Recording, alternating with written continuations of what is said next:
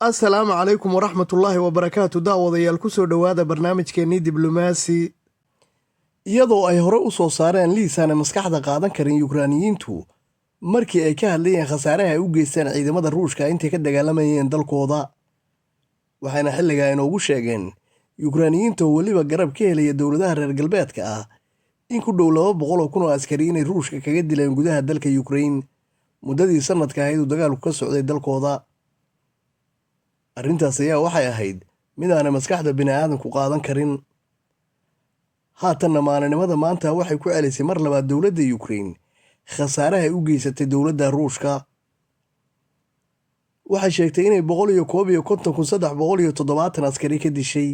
halka ay 454,000 iyo 110 ka dhaawacday kun maxbuusna ay ka haysato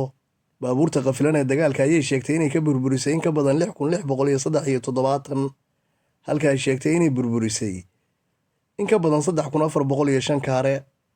madaafiicda goobta la jiida ayay sheegtay inay ka burburisay ciidamada ruushka ah 2,402 waxay sheegeen in ka badan 300 oo diyaaradood inay ka soo rideen ciidamada ruushka oo ah kuwa dagaalka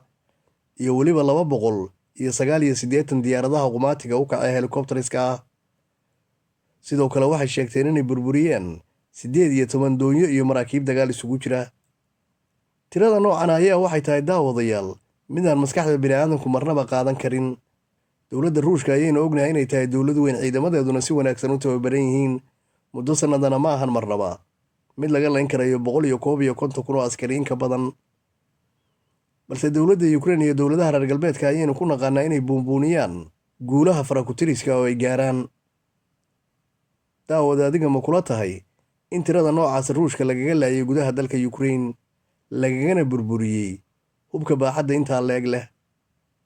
fadlan aragtidaada nagula wadaa qaab commentiya mahadsanid daawada haddii aad tahay daawado kanaalka ku xirnaa waad ku mahadsan tahay haddiise aad tahay daawado aan kanaalka ku xirnayn fadlan kanaalka sabskrayb